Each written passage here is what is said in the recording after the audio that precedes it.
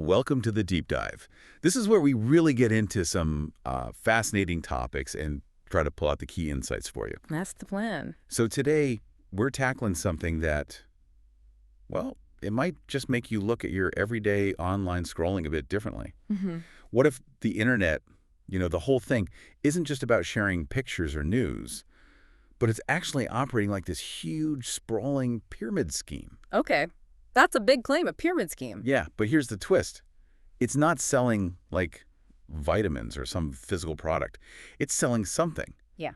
Well, way more pervasive. Lifestyles. Ah, lifestyles. Right, so not the usual stuff. It's about selling an image, an aspiration, like a prepackaged idea of what happiness or success is supposed to look like. Exactly. That's the really unsettling premise we're diving into today. And it feels, yeah, almost insidious when you put it like that. Right. And our whole deep dive today is basically built on these really fascinating insights from a source we're calling Sergio's Thoughts. And this source doesn't just, throw that idea out there. Yeah. It really tries to unpack the mechanics behind it all, how this online thing actually works. So our mission here is what? To sort of pull out the important bits, understand how these digital lifestyles get marketed. Yeah, exactly. How they're marketed, why we get so drawn into them, as people consuming all this content. And maybe the big one, what does it all mean for, like, our own well-being, our sense of who we are, where we belong in the real world, not just online? Precisely. So Sergio kicks things off pretty bluntly, actually. Calls the internet one giant pyramid scheme. Straight out of the gate. But it's that pivot he makes from selling products to selling lifestyles that really grabs you. What's he getting at there? Well, I think it's a really smart comparison, the pyramid scheme thing, because it immediately makes you think about the aspiration part, right? Sergio's point seems to be that instead of, the classic uplines and downlines selling actual stuff, you've got, well, thousands, maybe millions of influencers, content creators, all pushing, reinforcing a very specific ideal. It's this constant message that, hey, maybe you're kind of failing if you're not, a millionaire, super young, or incredibly fit. Or dressed like you just stepped off a fashion shoot, yeah. Exactly. He's sort of lifting the veil on the engine driving so much of this online economy. And he uses some really vivid descriptions for these, like, archetypal online people, doesn't he? Oh, yeah. Talking about them bouncing out of bed at 4 a.m. Meditating on a mountaintop at sunrise. Running a marathon, and then still having time to film this slick video telling you to just work harder. It sounds almost like a parody, but also feels weirdly familiar. It does. And his point isn't just describing them, it's highlighting the comparison, how that content implicitly stacks up against, well, your actual life. Right. These routines, often totally extreme, maybe even impossible for most people, they get presented as just normal, the standard for success. And then, yeah, the irony. They tell you just work harder. But at the same time, as Sergio points out, they're subtly, or sometimes not so subtly, nudging you towards their stuff. Buy the branded protein powder, the exclusive course, the life-changing water bottle. Yeah. Which creates this huge disconnect, right? Because these gurus, they act like these routines are for everyone. Like they totally apply to you. Unless you have a job, or kids, or responsibility. Or, as Sergio puts it so perfectly, a soul-crushing 3-hour commute.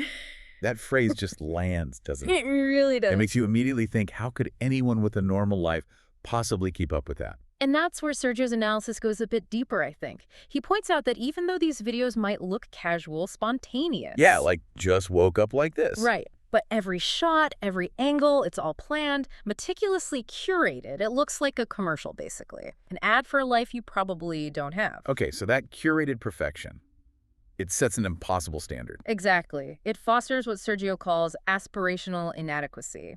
You aspire to it, but it makes you feel inadequate. Wow.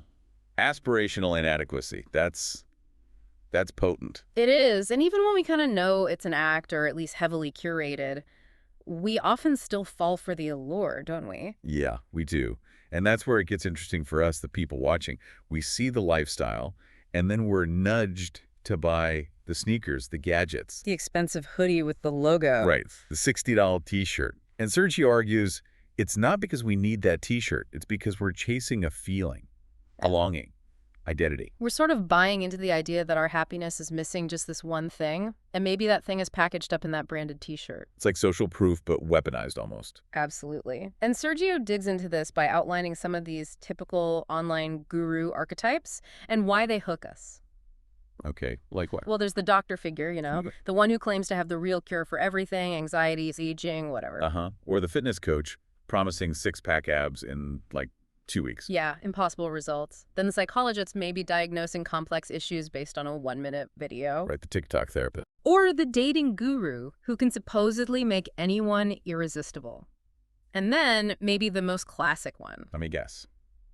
The business expert. The business expert who got rich, primarily by selling courses on how to get rich. Ah, the meta guru. Exactly. Sergio's point is that these archetypes tap directly into our vulnerabilities, our desires for quick fixes, for some kind of secret knowledge. So it really becomes this closed-loop system. The initial advice might be super simple. Follow these 4 easy tips. Right, the free content. But then to get the real secrets, the actual key to that shiny lifestyle they're showing you. You gotta pay up. For the masterclass, the private group, the premium coaching package. And connecting this back to Sergio's bigger picture, his whole analysis, it shows a system where if you don't succeed, it's your fault. Right. It's never the system's fault or the advice being unrealistic. It's you. You didn't want it badly enough. Or you didn't put in the work. It shifts all the responsibility onto the individual user. Which just keeps people feeling inadequate and searching for the next thing. Exactly. It keeps them in the pyramid, essentially. Perpetually aspiring, perpetually consuming. It fuels this cycle. Okay, so we've gone through Sergio's insights here, this breakdown of the online world, and it is, frankly, a bit unsettling. It is, yeah. So what does this all mean for us? For people just trying to navigate this stuff every day, this incredibly persuasive digital world. I think it means needing to develop a much more critical eye, sharper filter, maybe. Okay. We're just constantly hit with these images, these polished lives, these promises of quick fixes. Sergio's work really highlights that this is often a very sophisticated system. Designed to sell. Designed specifically to sell, not just a product, but an entire identity built on aspiration. So understanding how that system works, recognizing the psychological tricks, spotting those archetypes we talked about. That's the key. That seems to be the key to, protect our own sense of self, maybe, and just make smarter choices about what we consume, what we internalize, what we actually believe online. That really is a powerful thought to end on, especially when we think about our own need for, belonging and our own aspirations in a world that's just getting more and more digital. So maybe the question for you listening is this. As you're scrolling, as you encounter these incredibly curated versions of online success, what does it actually mean for you to evaluate them critically? How can you start to tell the difference between, say, genuine self-improvement, real well-being, and just chasing a version of happiness that is, like Sergio's thoughts suggest, basically just packaged and sold to you? Yeah. Like that $60 t-shirt with a logo. Exactly. How do you separate the substance from the sale? It's Yeah. definitely something we're thinking about long after we wrap up this deep dive.